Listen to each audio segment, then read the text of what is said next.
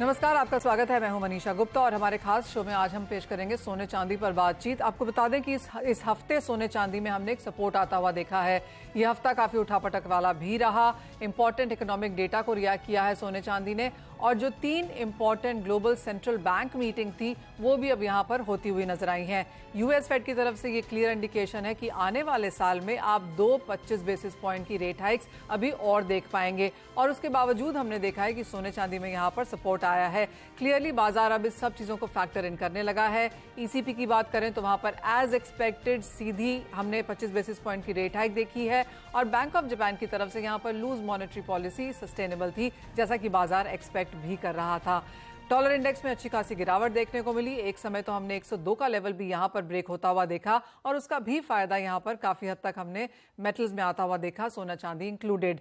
बाजार को अब ये लगता है कि यूएस गवर्नमेंट की तरफ से और डेट यहां पर इशू किया जाएगा। ट्रेजरीज में करीबन $1 ट्रिलियन तक का यहां पर बाजार एस्टिमेट लगा रहा है, उसका भी शायद फायदा हमने यहां पर मार्केट्स में आता हुआ देखा है। आने वाले हफ्ते में, आने वाले महीने में कैसे देखें सोने चांदी को, इस पर बात करने के लिए हमारे साथ हैं मेटल फोकस के principal consultant south Asia Chirag Sheth, Vighnaharta gold के founder and CEO Mahendra Lunia, Nirmal bank commodities के वीपी कुणाल शाह और क्वांटम म्यूचुअल फंड की फंड मैनेजर गजल जैन हमारे साथ हैं। आप सभी का कार्यक्रम में स्वागत है। चिराग, सबसे पहले आपसे जानना चाहेंगे, जिस तरह का हफ्ता ये रहा जहां पर ग्लोबल सेंट्रल बैंक्स की तरफ से हमने indications and latest monetary policy moves आते हुए देखे, अनाउंसमेंट्स भी रही, जो रिएक्शन यहां पर गोल्ड ने दिया है, क्या वो अनएक्सपेक्टेड लाइंस है, और यहां से अब क्या एक्सपेक्टेड है? जी हाँ, बिल्कुल मनीषा। देखिए, 9 तारीख को हमने हमारी गोल्ड फोकस जो एनुअल रिपोर्ट है उसे मुंबई में लॉन्च किया था, और उसके अंदर हमने क्लियरली आउटलाइन किया था कि यहाँ पे फेड की चाल आगे क्या होगी वो अब डिटरमाइन करेगा कि गोल्ड की अगले 6-7 महीने में मूव कैसे हो सकती है। एक चीज जो जरूर हमने हाईलाइट की थी इस रिपोर्ट में, वो बात ये कही थी कि शायद फेड यहाँ से इंटरेस्ट रेट अब दरें बढ़ाने की अटकलें फिर से बढ़ रही है, और वो हमने फेड की ये करंट जो कमेंट्री आई उसके अंदर बहुत ही ज्यादा हॉकी स्टांस लिया है फेड ने, और उसका रिएक्शन हमने जरूर एक आते हुए देखा है। हमारा मानना अभी भी ये है कि अगर फेड जो हमारा मानना है कि शायद इंटरेस्ट रेट बढ़ाएंगे या अपनी जो हाई इंटरेस्ट रेट होल्ड करेंगे, अगर ये दोनों सिचुएशन इस साल प्ले आउट होती है तो आपको गोल्ड के दाम यहां से भी नीचे जाते हुए दिखाई देते हैं। कुणाल, आप कैसे देखते हैं? क्योंकि जिस तरह की ग्लोबल सेंट्रल बैंक की मीटिंग्स रही है यहाँ पर विद एक्सपेक्टेशन की हाँ जी हाँ यूएस गवर्नमेंट यहाँ पर और डेट इशू कर सकती है, कितना असर और कैसा असर देखेंगे आप? I think it is bullish for gold, whatever international scenario. So हमारा बेस केस सिनेरियो ऐसा है कि even though 1150 टन नहीं, but central bank buying will be very strong going forward. There are no place for the alter. They are not going to diversify into US treasuries. कोई US treasury में पैसा डालने वाला नहीं है.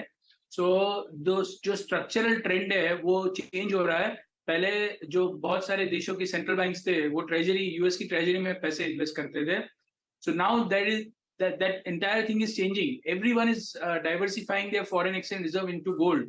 So मुझे लग रहा है ये साल कंजर्वेटिवली 750-800 टन का सेंट्रल बैंक का बाइंग चाहिए. That is number one reason. Second, going forward अगर इन्फ्लेशन ही ड्रॉप हो जाता है और इकोनॉमी वीकनेस दिखाती है, सो इन्वेस्टर्स को अभी फिलहाल गोल्ड अपील नहीं कर रहा है. सो आगे जाके अगर यूएस की इकोनॉमी थोड़ी वीक होती है, कमजोर होती है, under that scenario the ETF demand will also catch up going forward. So these are the two main reasons, and third most important reason is the geopolitical landscape of the world. So we don't know what is going to happen. So ऐसे time में gold में लंबी मंदी की गुंजाइश नहीं है.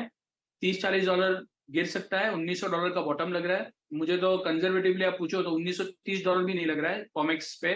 COMEX future should not go even below $1930, and I'm expecting a gradual rise in gold, and by the end of the year it should test conservatively $2080-$2100. So my base case scenario remains bullish on gold.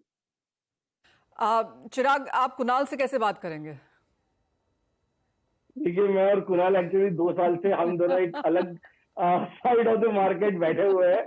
पिछले साल भी जब मैं कुणाल से इफ्जा के conference में मिला था तभी भी यही था. तो देखिए, और यही Manisha beauty of the market है, राइट? एक्चुअली लास्ट ईयर अगर हम देखने जाए तो $1600 भी हमें देखने को मिला और ऊपर में $2000 भी देखने को मिला.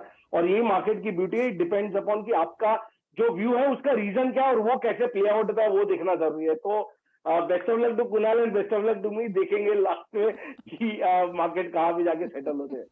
Oh, well, absolutely. Best of luck to both of you. और जैसे आपने कहा कि जहाँ मार्केट का जो दायरा है वो काफी बड़ा है। एक्चुअली जैसे पहले बात भी हो रही थी कि एक महीने में, एक क्वार्टर में इतनी बड़ी रेंज अब सोने की बन जाती है जो पहले शायद पूरे पूरे साल में भी नहीं बनती थी। लेकिन क्योंकि हम प्राइसेस की बात कर ही रहे हैं, गजल आपको क्या लगता है, आप कुणाल और चिराग में से किसको वोट कर रही हैं? जी, मार्केट्स जब पॉज एक्सपेक्ट कर रहे थे, हम थोड़ा बुलिश थे गोल्ड पे नियर टर्म में, पर ये जो फेड की रिन्यूड हॉकिशनेस है उससे मार्केट्स को मिक्स सिग्नल्स मिल रहे हैं फेड से और यूएस इकोनॉमी से। तो अब इन द नियर फ्यूचर हम एक प्रोबेबली एक डाउनसाइड एक्सपेक्ट कर रहे हैं गोल्ड प्राइसेस में over the next couple of months. Of course downside limited रहेगा क्योंकि इन्फ्लेशन, जियोपॉलिटिकल टेंशंस, ये सारे फंडामेंटल फैक्टर्स हैं। बट हमारा ये मानना है कि इन्वेस्टर्स को इस स्टेज पे अग्रेसिवली बाय नहीं करना चाहिए। They can wait for some corrections, या वो एक स्टैगर्ड और सिस्टमैटिक वे एसआईपी के तरह लोअर प्राइसेस का एडवांटेज लेके फॉर द नेक्स्ट 6 मंथ्स अपना एलोकेशन बढ़ा सकते हैं। तो डिप्स पे बाय करने की खरीदारी यहाँ पर है। और महेंद्र जी, आप क्या कहते हैं? एज ऑफ नाउ जो 1800 से 2100 की रेंज के बीच में काफी सारे जो प्रोजेक्शंस आ रहे हैं, आप किस साइड बेंड हो रहे हैं? मैं बिल्कुल कुणाल जी के साथ बहुत सहमत हूँ। और कुणाल जी का हमेशा ही सही प्रेडिक्शन मैंने कई बार देखा है, क्योंकि उन्होंने जो कहा है कि बहुत ज्यादा मुझे नहीं लगता है कि बहुत नीचे आएगा गोल्ड का प्राइस, क्योंकि ये तो बॉटम आउट हो चुका है। और वैसे भी अनसर्टेनिटी हर जगह पे फैली हुई है। नॉट ओनली इंडियन मार्केट की बात नहीं करूंगा, मैं बाहर की बात करूंगा, जहां पर एक्चुअली में बहुत बड़ी अनसर्टेनिटी बढ़ती जा रही है। जैसे आपका वॉर हो, या अमेरिकन डेट का इश्यू हो, या तो फिर वहां पर के बैंक्स के इश्यू हो, ये सभी अगर आप देखो ना, तो कुणाल जी सही प्रेडिक्ट कर रहे हैं कि बहुत ज्यादा नीचे गिरने की संभावना हमें नहीं दिख रही है। तो यहाँ पर अगर इन्वेस्टर को इन्वेस्टमेंट करना है तो जरूर उन्होंने यहाँ पर इन्वेस्टमेंट करना चाहिए। ऑलराइट, तो जहाँ का खरीदारी की बात है, ऑफ कोर्स बेहतर हैं, ल्यूक्रेटिव लेवल्स हैं, इंपॉर्टेंट मीटिंग्स यहाँ पर निकल चुकी हैं और एक बड़ी रेंज यहाँ पर सोने और चांदी दोनों में ही बनती हुई नजर आई है, जिसका फायदा यहाँ पर इन्वेस्टर्स को उठाना ही चाहिए। क्योंकि हमने सोने की बात करी है, चांदी की भी बात करना चाहेंगे। और यहाँ पर आपको चिराग क्या लगता है, किस तरह की रेंज चांदी में बन सकती है? अब देखिए मनीषा, हमेशा हमने देखा हुआ है कि चांदी में जो वॉलेटिलिटी है वो गोल्ड के कंपैरिजन में हमेशा ज्यादा रहती है। तो वो चीज जरूर एक प्ले आउट होते हुए शायद दिखाई दे रहा है। इसलिए हमें लगता है कि चांदी शायद यहाँ से और 5 से 10% के नीचे में मूव जरूर दिखाई दे सकते हैं। हाँ, चांदी में एक चीज ये जरूर मैं कहूंगा कि जो फिजिकल मार्केट है या जो डिमांड सप्लाई डायनामिक्स है वो गोल्ड के कंपैरिजन में चांदी में जरूर बेहतर है। इंडस्ट्रियल डिमांड बहुत ही ज्यादा स्ट्रांग है फिलहाल चांदी में।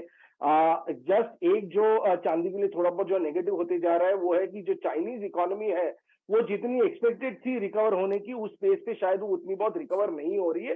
हालांकि चांदी में अभी भी डिमांड बहुत ही ज्यादा स्ट्रांग है, स्पेशली जो इंडस्ट्रियल डिमांड। और अगर इंडिया में भी भाव थोड़े बहुत यहाँ से नीचे आ जाते हैं तो हमने इंडियन डिमांड भी फिर से चांदी में रिकवर होते हुए दिखाई देगी। डिमांड में रिकवरी ऑफ कोर्स यहाँ पर है और इन्वेस्टमेंट डिमांड के बावजूद यहाँ पर इंडस्ट्रियल डिमांड भी बेहतर होते हुए नजर आने की उम्मीद है। कुणाल, आप कैसे देखते हैं और आपका क्या व्यू है चांदी के प्राइसेस पे?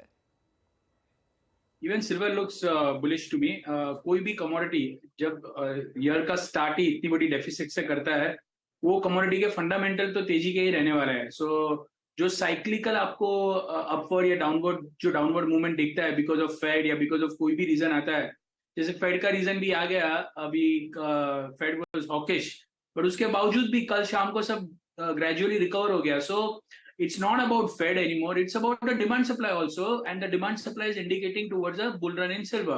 So beyond a point, एक बार मुझे लग रहा है silver is again poised to test $27, $28 on COMEX by the end of the year, और MCX पे conservatively 78 to 80,000 के levels आपको देखने मिल सकते हैं। Rupee is going to play important role where we are expecting rupee to USD INR pair to appreciate, rupee to appreciate going forward.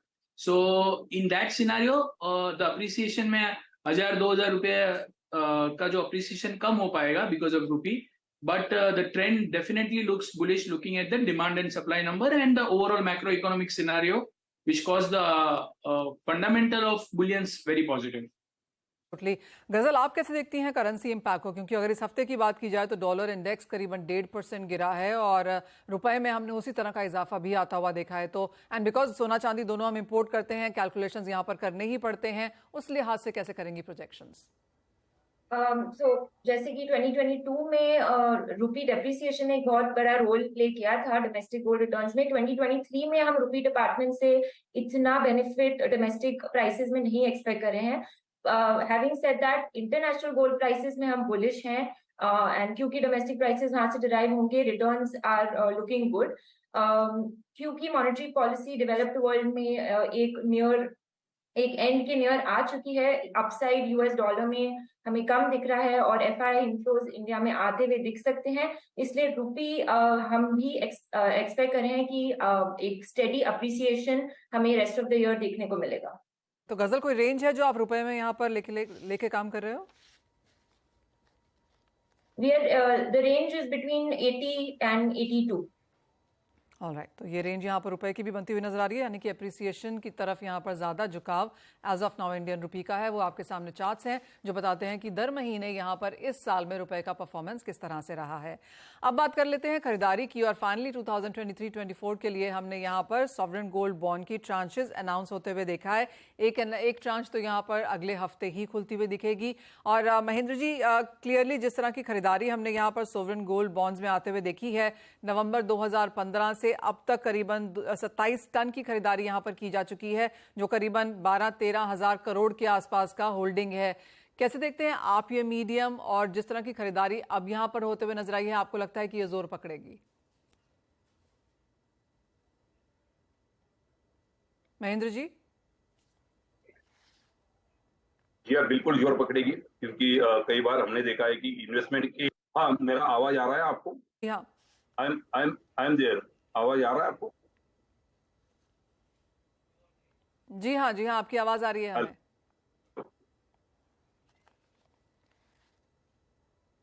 Yes, of course demand बढ़ती हुई नजर आएगी, क्योंकि लोगों का जो अब इन्वेस्टमेंट का जो नजरिया है वो हमने बिल्कुल बदलते हुए कई बार देखा है। जैसे कि लोग अभी गहनों में इन्वेस्टमेंट करने की बजाय बुलियन में इन्वेस्टमेंट करना चाहते हैं, और उसमें भी कई बार हमने देखा है कि आपके मिल जाते हैं और वहां पर सोवरेन गोल्ड बॉन्ड में इन्वेस्टमेंट करने से उनको ब्याज भी मिलता है, रेट भी सही मिल जाता है। और सबसे बड़ी चीज मैंने कई बार देखा है कि हमें ये बताना चाहिए लोगों को कि यस, लॉकिंग पीरियड 5 साल का है, लेकिन आप कभी भी खरीदने के बाद, आपके अकाउंट में आने के बाद आप उसे मार्केट में बेच सकते हो और आप अपने पैसों की जरूरत पूरी कर सकते हो। तो इसके लिए मैं लोगों को ये कहूंगा कि आप हमेशा गोल्ड में इन्वेस्टमेंट करते रहिए through sovereign gold bond. Alright, तो खरीदारी यहाँ पर करते रहनी चाहिए। काफी सारे विकल्प हैं, लेकिन सॉवरेन गोल्ड बॉन्ड के बारे में थोड़ी सी और डिटेल में यहाँ पर चर्चा करते हैं, लेकिन उससे पहले रुकते हैं एक छोटे से ब्रेक के लिए।